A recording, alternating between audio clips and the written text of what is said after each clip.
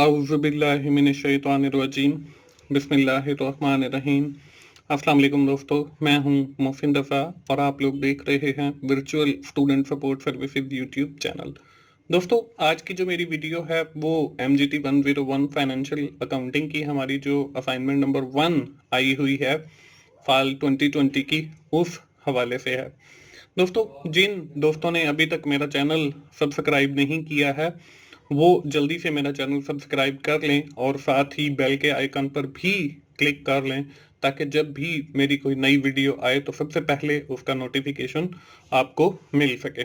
दोस्तों, बढ़ते हैं हम अपने असाइनमेंट के सलूशन की तरफ और सबसे पहले हम लोग जो है इस असाइनमेंट की रिक्वायरमेंट्स को देख लेते हैं। दोस्तों, इस असाइनमेंट के अंदर हमें एक ट्रायल बैलेंस दिया गया है जो कि स्क्रीन के ऊपर आपको नजर आ रहा है। अलोंग विद दैट हमें कुछ साथ एडिशनल इंफॉर्मेशन भी दी गई है।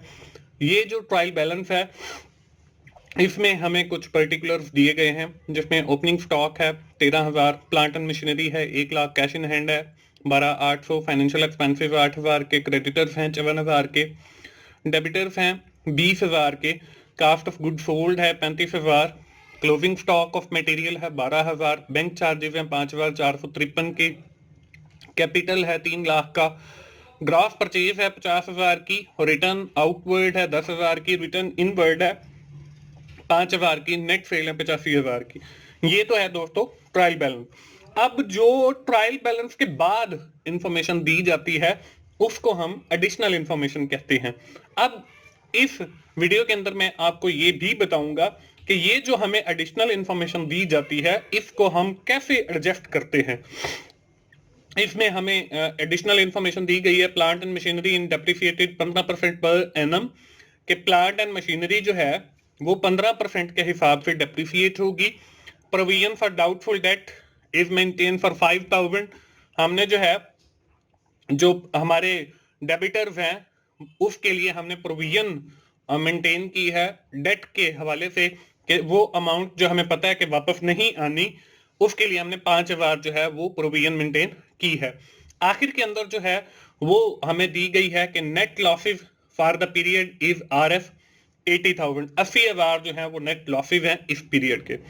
दोस्तों, मैं आपको बताता चलूं कि ये जो एडिशनल इंफॉर्मेशन हमें दी जाती है जब हमें ऊपर ट्रायल बैलेंस दिया हुआ हो, नीचे हमें कुछ एडिशनल इंफॉर्मेशन दी गई हो और हमने बनाना हो प्रॉफिट एंड लॉस अकाउंट और बैलेंस शीट, तो ये जो एडिशनल इंफॉर्मेशन है इसका डबल इफेक्ट होता है।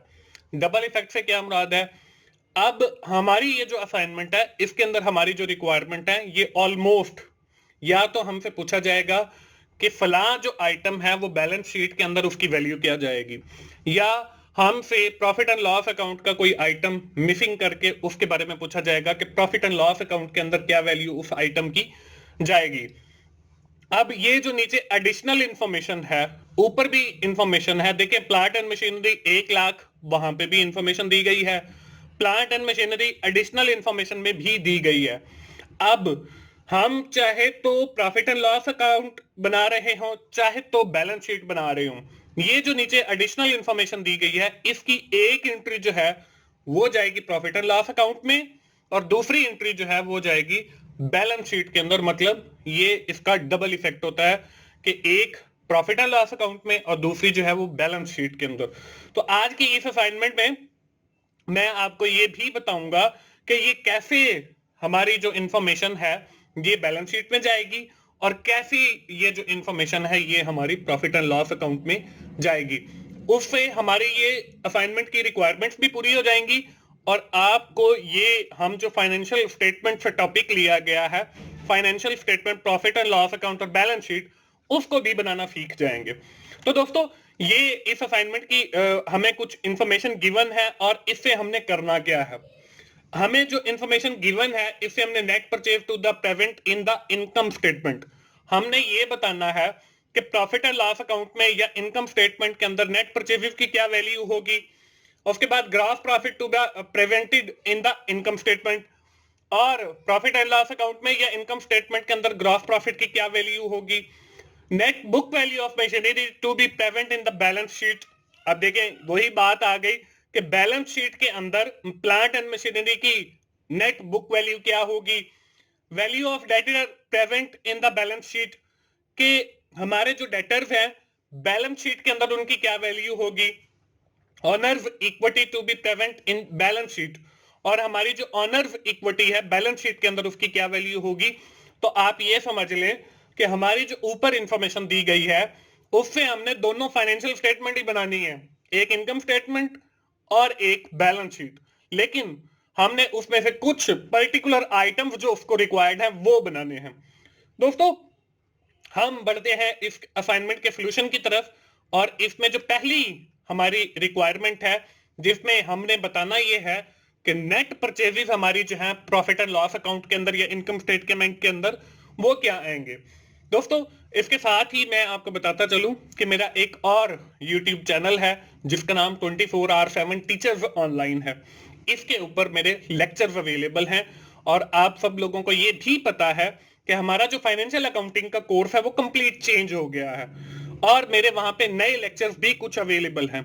उसके साथ ही मैं आपको ये भी बता दूं कि जो मेरे पुराने लेक्चर्स वहां पे अवेलेबल हैं जो आपके फाइनल टर्म के पोर्शन के भी काफी सारे उसमें टॉपिक्स हैं, अगर आप वो वाली सीरीज भी देख लेते हैं तो इंशाल्लाह उससे भी आपका ये जो नया वाला कोर्स है वो कवर होता है और कुछ टॉपिक जो हैं वो इसके अंदर जो नए डाले गए हैं उनके ऊपर अभी मैंने लेक्चर्स रिकॉर्ड करने हैं और वो मैं इंशाल्लाह जल्दी करूंगा। तो आप लोग वो नए टॉपिक्स वाले भी देखें, वो 8-9 लेक्चर अवेलेबल है और जो मेरी पुराने लेक्चर की सीरीज है वो 30 लेक्चर हैं, आप उनको भी जरूर देखें, उनसे भी आपका ये नया कोर्स कवर होता है। नेट परचेजेस हम कैसे फाइंड आउट करते हैं? सबसे पहले जो नेट परचेजेस को फाइंड आउट करने का फॉर्मूला है वो ये है gross profit minus return outward के हमारी जो रिटर्न आउटवर्ड है। अब यहां पे भी हमारे पास दो किस्म की रिटर्न होती है, एक रिटर्न इनवर्ड होती है, एक रिटर्न आउटवर्ड होती है। अब हमें कैसे पता चलेगा कि कौन सी रिटर्न जो है वो परचेज की है और कौन सी जो रिटर्न है वो सेल की है? तो आपने इनवर्ड और आउटवर्ड से जो है वो याद रखना है कि जब आउटवर्ड की बात की जाए इसका मतलब ये है कि ये बाहर की तरफ जा रही है, मतलब आउट का मतलब जाना ही होता है ना, तो ये बाहर की तरफ जा रही है। तो जब हम कोई चीज खरीदेंगे तो फिर ही जब हम उसके अगेंस्ट रिटर्न करेंगे तो वो हमारी कंपनी से बाहर जाएगी। और एक रिटर्न है इनवर्ड। अब इनवर्ड क्या है? इनवर्ड का मतलब यह है कि रिटर्न होकर वापस आपके पास आ रही है रिटर्न। इसका मतलब यह है कि जब आप कोई चीज सेल आउट करेंगे तो फिर जिस बंदे ने वो खरीद की है अगर उसको लगता है कि इसमें कोई डिफेक्टिव चीज है या डिफेक्टिव आइटम है तो वो हमें रिटर्न करेगा, उसको हम रिटर्न इनवर्ड कहते हैं।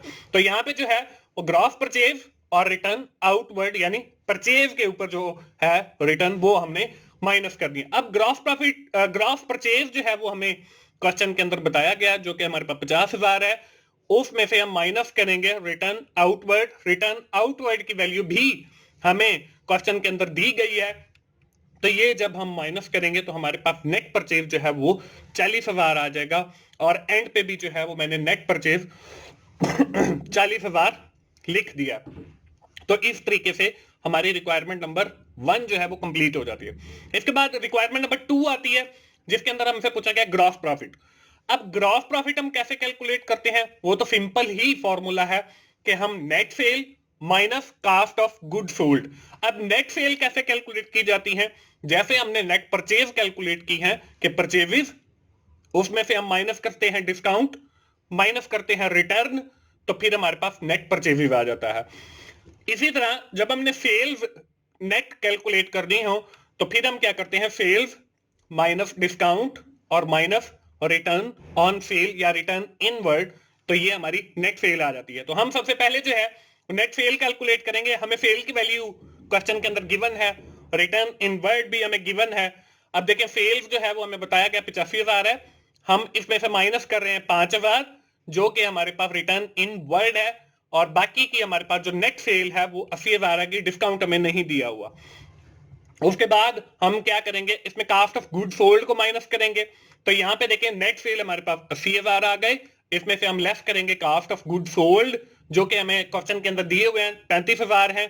तो जब हम ये 80,000 में से 35,000 माइनस करेंगे तो हमारे पास 45,000 आ जाएगा, और यही 45,000 जो है वो हमारा ग्रॉस प्रॉफिट है। और इस तरीके से हमारी जो इस असाइनमेंट की रिक्वायरमेंट नंबर 2 है वो पूरी हो जाती है। दोस्तों, हमारी इस असाइनमेंट के अंदर जो पहली 2 रिक्वायरमेंट थी, that is related to the income statement or profit and loss account statement से रिलेटेड थी।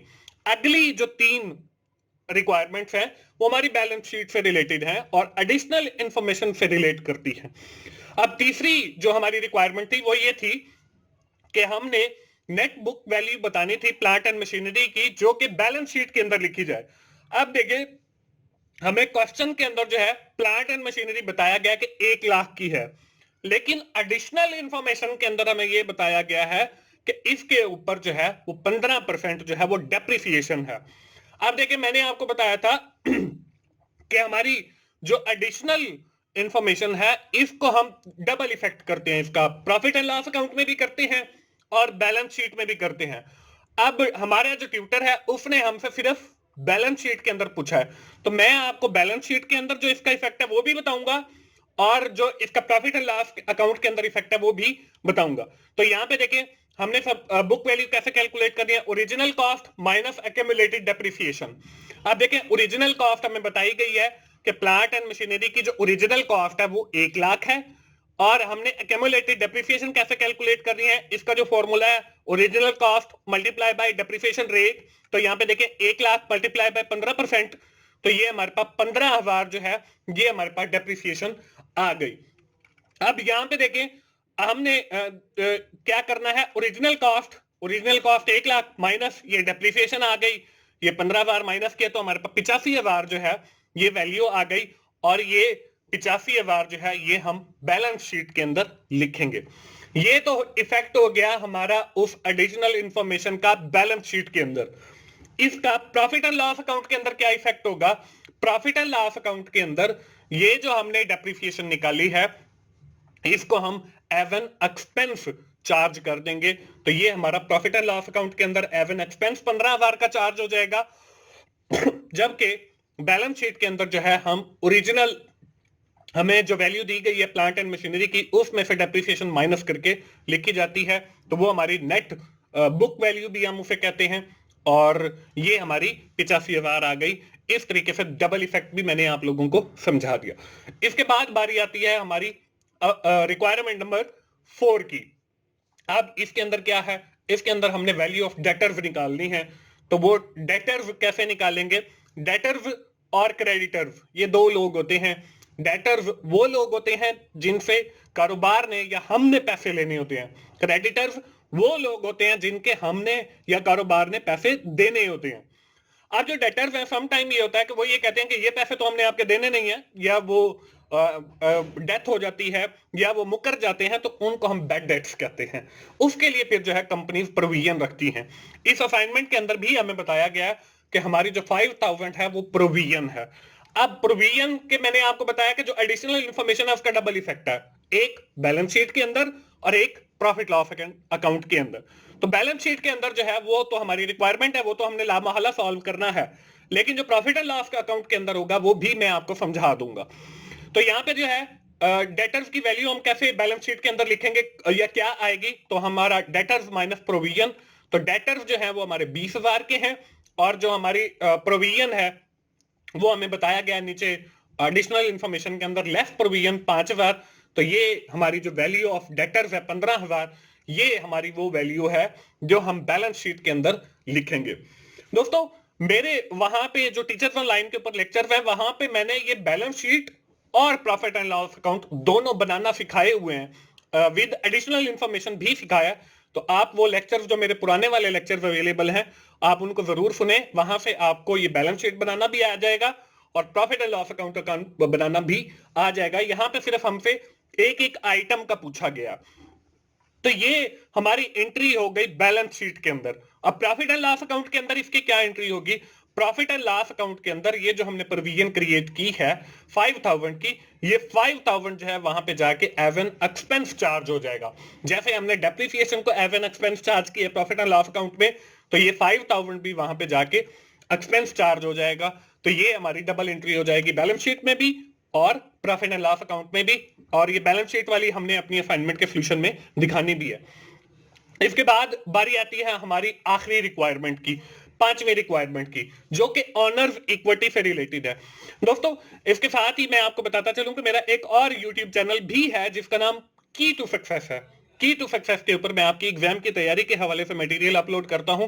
बहुत सारे दोस्तों को यही गिला रहता है कि सर आपकी कंप्लीट लेक्चर्स नहीं होते या कंप्लीट, तो मेरे भाई मेरे पास टाइम की बहुत किल्लत होती है। 9 to 5 में जॉब करता हूं, उसके बाद जितना टाइम बच जाता है उसमें मैं लेक्चर्स बनाता हूं। तो की टू सक्सेस के ऊपर जो है वो आपकी एग्जाम की तैयारी के हवाले से वीडियोस है, 1 घंटे की होती है तकरीबन। उसमें आपका पूरा जो कोर्स होता है मिड टर्म का या फाइनल टर्म का, वो मैं कवर करने की कोशिश करता हूं। तो वो चैनल भी आप जरूर देखें। उसका जो यूआरएल है वो आपको इस वीडियो के डिस्क्रिप्शन में भी मिल जाएगा। आप इन दोनों चैनल्स को, टीचर्स ऑनलाइन को और की टू सक्सेस को, जरूर विजिट करें और वहां पे जो मेरे लेक्चर्स अवेलेबल हैं उनसे फायदा उठाएं। ऑनर्स इक्विटी अब ये हम कैसे कैलकुलेट करेंगे? यहाँ पे ऑनर्स इक्विटी का फॉर्मूला आपको नजर आ रहा है, capital minus net losses minus drawings. तो ये हमारा बैलेंस शीट के अंदर हम कैलकुलेट करते हैं बेसिकली चेंज इन इक्विटी के हवाले से। तो ये कैपिटल के अंदर हम लोग, अगर हमें प्रॉफिट हो तो वो जमा कर लेते हैं, अगर लॉस हो तो वो माइनस कर लेते हैं। जो ड्राइंग्स होती हैं वो किसी भी ऑनर्स की पर्सनल एक्सपेंसेस होते हैं, वो उसमें से माइनस किए जाते हैं। तो यहाँ पे हमें कैपिटल की वैल्यू भी दी गई है जो कि 3 लाख है, नेट लॉसेस की वैल्यू भी दी गई है जो कि 80,000 है, ड्राइंग्स की वैल्यू नहीं दी गई तो इसको हम इग्नोर कर देंगे। अगर यहाँ पे हमारे पास नेट प्रॉफिट होता तो वो हम इसके साथ ऐड करते कैपिटल में। चूंकि हमें नेट लॉसेस की वैल्यू दी गई है तो 80,000 जो है वो हम माइनस करेंगे। तो 3 लाख में से जब हम 80,000 निकालेंगे तो 2,20,000 जो है वो हमारी ऑनर्स इक्विटी आ जाएगी। और यही हम जो ऑनर इक्विटी 2,20,000 है ये हम बैलेंस शीट के अंदर लिखेंगे। तो दोस्तों ये थी हमारी असाइनमेंट। मुझे उम्मीद है आप लोगों को आइडिया मिल गया होगा कि आपने कैसे असाइनमेंट बनानी है। आखिर में मैं फिर तमाम दोस्तों को यही कहूंगा कि आप 24/7 टीचर्स ऑनलाइन और की टू सक्सेस को जरूर विजिट करें और वहां पे जो वीडियोस मेरी अवेलेबल हैं आप उनसे फायदा उठाएं। थैंक यू वेरी मच दोस्तों। अल्लाह हाफिज।